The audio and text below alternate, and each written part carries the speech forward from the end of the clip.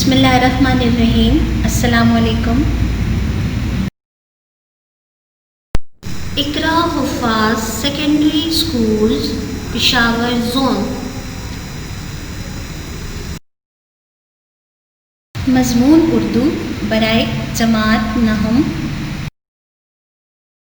سبق نمبر 3، عنوان قومی اتفاق، مصنف شاہ سید احمد خان۔ بچوں، اس سبق کی تدریس اور حوالہ پچھلی ویڈیوز میں کرایا جا چکا ہے۔ آج کی ویڈیو میں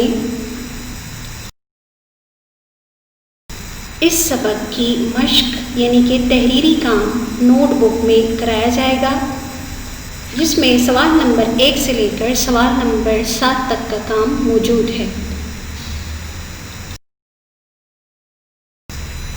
سبق کی فہرست۔ بچوں، جس طرح آپ پچھلے اسباق میں فہرست کی ترتیب کا کام کرتے تھے، اسی طرح اس سبق میں بھی آپ نے فہرست کا کام تیار کرنا ہے۔ نمونے کے طور پر آپ کو فہرست لکھوائی گئی ہے۔ اسی نمونے کو مد نظر رکھتے ہوئے آپ اپنی نوٹ بک میں کام کا آغاز کریں گے۔ فہرست کے بعد آپ کے پاس ہے مصنف کا تنقیدی جائزہ۔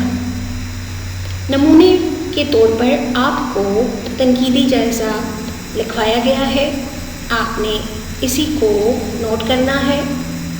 تنقیدی جائزے کے لیے کچھ سوالات دیے گئے ہیں۔ ان سوالات میں سے کوئی ایک سوال بھی آپ سے پوچھا جائے تو جواب یہی ہوگا جو آپ کو لکھوایا گیا ہے۔ سوالات کو دیکھ لیتے ہیں۔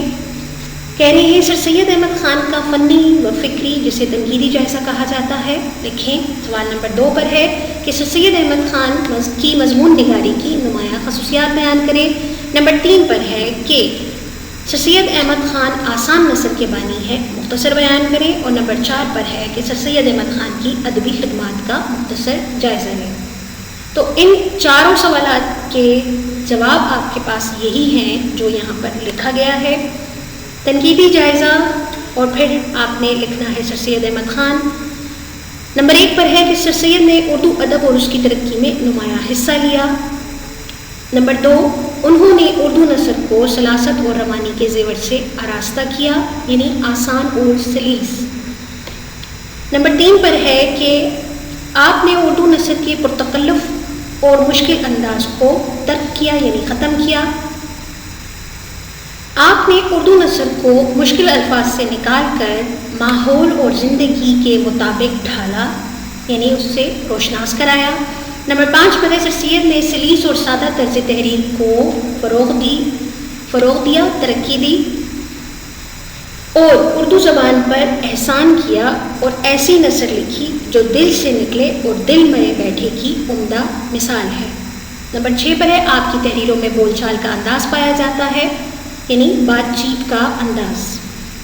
نمبر 7 پر ہے آپ کے اسلوب میں، یعنی کہ آپ کے طرز تحریر کی نمایاں خصوصیات آپ کی منطق ہے، منطقانہ انداز ہے آپ کا، اور استدلال یعنی کہ دلائل کے ساتھ آپ جملے لکھتے ہیں اور وہ رنگ آپ کی تحریروں میں نظر آتا ہے۔ نمبر 8 پر ہے آپ کی تحریروں میں کہیں کہیں ظرافت یعنی ہنسی اور مزاح بھی پایا جاتا ہے۔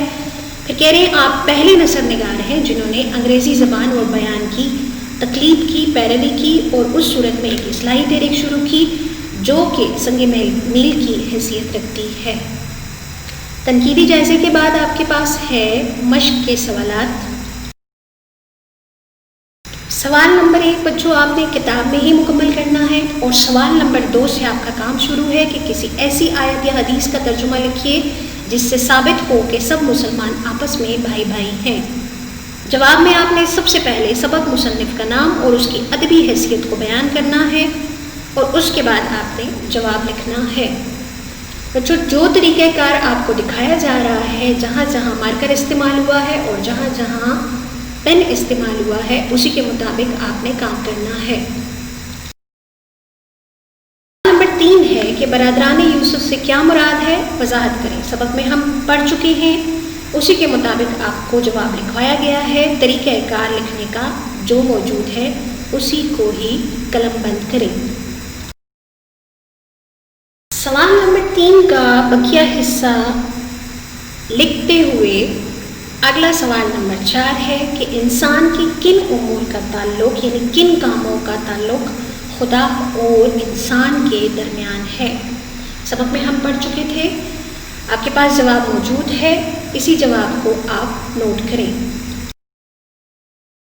इस सफ़े पर सवाल नंबर 4 का बकिया हिस्सा और फिर सवाल नंबर 5 है कि इंसान के किन उमूर का ताल्लुक़ अपने जैसे इंसानों से है। पहले सवाल में खुदा और इंसान के दरमियान के जो उमूर के बारे में पूछा गया और इस सवाल में इंसान का इंसान के साथ जो ताल्लुक़ है उनमें कौन से उमूर ज़रूरी हैं उनके बारे में पूछा जा रहा है। उनमें हुकूक़ुल इबाद आ जाता है। जवाब मौजूद है, आप इसी जवाब को लिखें। सवाल नंबर 5 का बकिया हिस्सा लिखने के बाद सवाल नंबर 6 है कि हमारे कामों में बरकत क्यों बाकी नहीं रही। सबक मुसन्निफ और उसकी अदबी हैसियत लगाते हुए उसके बाद आपने सवाल का जवाब मुकम्मल करना है। सवाल नंबर 6 का बकिया हिस्सा मौजूद है। इस बकिए हिस्से को भी आपने उसी जवाब के साथ लिखना है। सवाल नंबर 7 की तरफ आते हैं। सवाल नंबर 7 में आपके पास है अल्फाज व तरकीब का जुमलों में इस्तेमाल। अल्फाज हैं और उनके माना आपको दिए गए हैं। अल्फाज आपके पास है कि ज़माना दराज यानी तवील अरसे से, मुस्तहकम मजबूत, यकजहती मिलकर रहना यानी इत्तिफाक, निफाक ना इत्तिफाकी, बाई हवा इसके बावजूद, रिश्ता अखुवत भाईचारे का रिश्ता, बरादराना बर्ताव भाइयों जैसा सलूक, तनज़्ज़ुल सवाल, पर्दापोशी ऐब छुपाना। बच्चों इनके मानी आपको बता दिए गए हैं। अब आपको मिसाल के तौर पर एक जुमला आपके पास है अल्फाज व तराकीब में से सबसे पहला लफ्ज़ ज़माना दराज। जुमला है जड़ी बूटियों से इलाज कराने का सिलसिला ज़माना दराज से चला आ रहा है। आपने बाकी तमाम अल्फाज के जुमले बनाने हैं। उम्मीद है कि आप सवालात के जवाबात अच्छी तरह समझ गए होंगे। अपनी नोटबुक में सवालात के जवाबात को मुकम्मल करें। बच्चों गुज़श्ता वीडियो में जो आपको घर का काम दिया गया उसका जायज़ा लेते हैं। बच्चों पूरे दर्स में से आपको कम से कम 15 मारूज़ी सवालात तैयार करने का काम दिया गया था। अभी हमने सफ़ा नंबर 23 में से मारूज़ी सवालात नमूने के तौर पर चुने हैं। आइए उनको देखते हैं। नंबर 1 पर है डैश फरमाते हैं हम अहले किबला को काफिर नहीं कहते। नंबर 2 पर है जिसने डैश को मुस्तहकम किया वो एक डैश हो गया। आइए मारूज़ी सवालात के डैश में कौन से अल्फाज आते हैं उनको देखते हैं। पहला आपके पास है कि इमाम आज़म फरमाते हैं हम अहले किबला को काफिर नहीं कहते, तो डैश में हमारे पास है इमाम आज़म।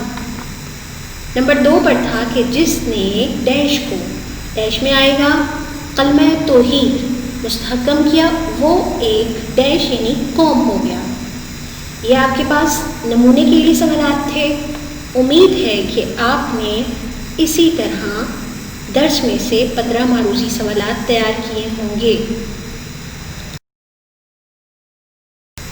आपके पास घर का काम है। सबसे पहले आपने जुमले मुकम्मल करने हैं, मानी आपको लिखवाए जा चुके हैं। इसके बाद आपने सबक को देखते हुए कौमी इत्तेहाद यानी इत्तिफाक पर कम से कम 200 अल्फाज का मज़मून लिखना है।